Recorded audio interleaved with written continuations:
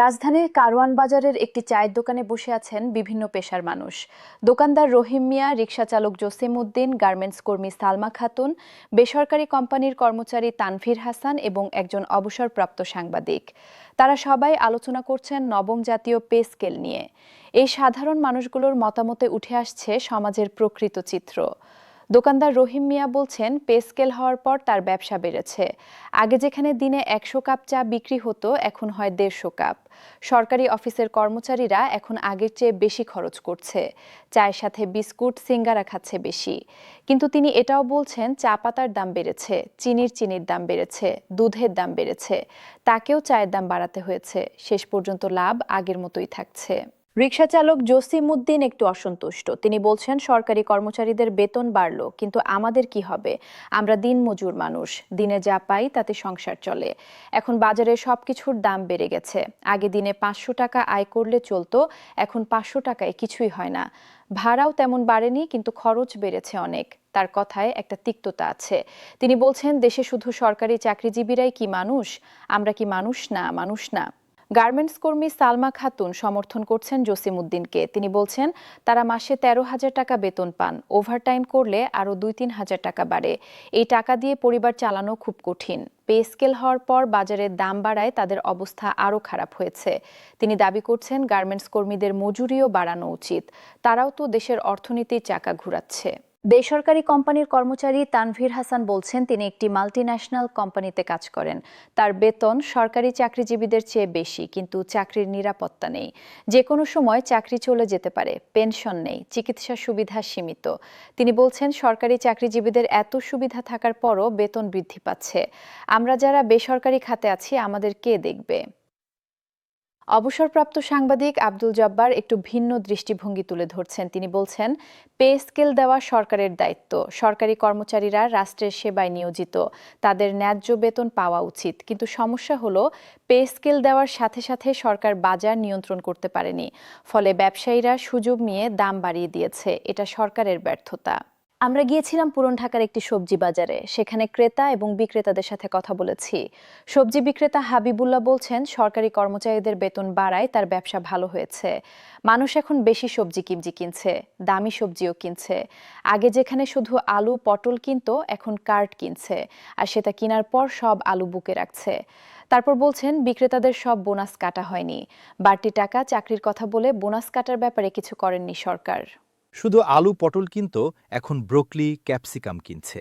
কিন্তু তিনি এটাও বলছেন, পাইকারি বাজারে দাম বেড়েছে, পরিবহন খরচ বেড়েছে, তাকেও দাম বাড়াতে হয়েছে।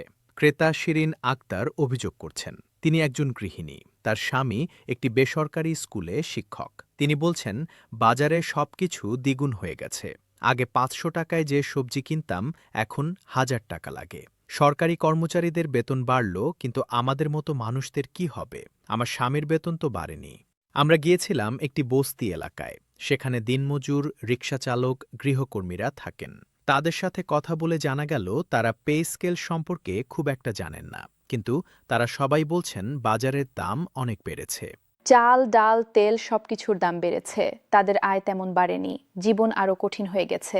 গৃহকর্মী মরিয়ম বেগম বলছেন, তিনি ৩টি বাসায় কাজ করেন, মাসে পান ১০,০০০ টাকা। এই টাকায় তিনি তার ৩ সন্তান নিয়ে থাকেন। স্বামী রিকশা চালায়। দুজনে মিলে যা আয় হয় সেটা দিয়ে কোনো মতে চলে। পে স্কেলের পর বাজারের দাম বাড়ায় তাদের খাওয়া কমিয়ে দিতে হয়েছে। আগে দিনে ৩ বার খেতেন, এখন ২ বার খাচ্ছেন। একটি মধ্যবিত্ত এলাকায় গিয়ে কথা বলেছি কয়েকজন অভিভাবকের সাথে। তারা বলছেন, সন্তানদের স্কুলের খরচ বেড়েছে, কোচিং খরচ বেড়েছে, বই খাতার দাম বেড়েছে, পোশাকের দাম বেড়েছে। সব মিলিয়ে সংসার চালানো কঠিন হয়ে পড়েছে। যারা সরকারি চাকরিতে নেই, তাদের জন্য অবস্থা আরও খারাপ। উত্তরায় একটি অভিজাত এলাকায় গিয়ে কথা বলেছি উচ্চবিত্ত পরিবারের কয়েকজনের সাথে। একজন ব্যবসায়ী বলছেন, পে স্কেল তার ব্যবসায় ইতিবাচক প্রভাব ফেলেছে। মানুষ এখন বেশি কিনছে, তার ইলেকট্রনিক্স শোরুমে বিক্রি বেড়েছে। কিন্তু তিনি এটাও বলছেন, কর্মচারীরা এখন বেতন বৃদ্ধির দাবি করছে, তাকে সেই চাপ সামলাতে হচ্ছে। একজন বেসরকারি ব্যাংকের কর্মকর্তা বলছেন সরকারি ব্যাংকের কর্মীদের বেতন বাড়লো কিন্তু তাদের বেতন বাড়েনি। তারা একই কাজ করছে কিন্তু কম বেতন পাচ্ছে। এটা তাদের মনোবলে আঘাত করছে। অনেকে চাকরি ছেড়ে সরকারি ব্যাংকে যোগ দেওয়ার চিন্তা করছে। একজন শিক্ষক বলছেন সরকারি স্কুলের শিক্ষকদের বেতন বাড়লো কিন্তু বেসরকারি স্কুলের শিক্ষকদের বেতন বাড়েনি। একই যোগ্যতা একই কাজ কিন্তু বেতনে বিশাল পার্থক্য। এটা ন্যায়সঙ্গত নয়।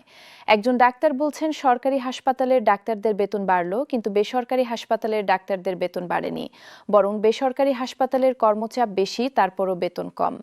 আমরা কথা বলেছি কয়েকজন তরুণ চাকরি প্রার্থীর সাথে। তারা বলছেন পে স্কেল হওয়ার পর সরকারি চাকরির প্রতি আগ্রহ বেড়েছে। বিসিএস পরীক্ষায় আবেদনকারীর সংখ্যা বেড়েছে। সবাই সরকারি চাকরি পেতে চায়, কারণ সেখানে বেতন ভালো, নিরাপত্তা আছে, সুবিধা বেশি। কিন্তু একজন তরুণ উদ্যোক্তা বলছেন এটা দেশের জন্য ভালো নয়। সবাই যদি সরকারি চাকরির পেছনে দৌড়ায় তাহলে উদ্যোক্তা কে হবে, ব্যবসায় কে আসবে? দেশের প্রকৃত উন্নয়ন হবে বেসরকারি খাতের বিকাশে, কিন্তু সেখানে মেধাবীরা যাচ্ছে না। একজন অবসরপ্রাপ্ত সরকারি কর্মকর্তা বলছেন তার পেনশন বেড়েছে, এতে তিনি খুশি। কিন্তু তিনি এটাও বলছেন সমাজে একটা বিভাজন তৈরি হচ্ছে। যারা সরকারি চাকরিতে আছে তারা এক দল, বাকিরা আরেক দল। এই বিভাজন দেশের জন্য ভালো নয়।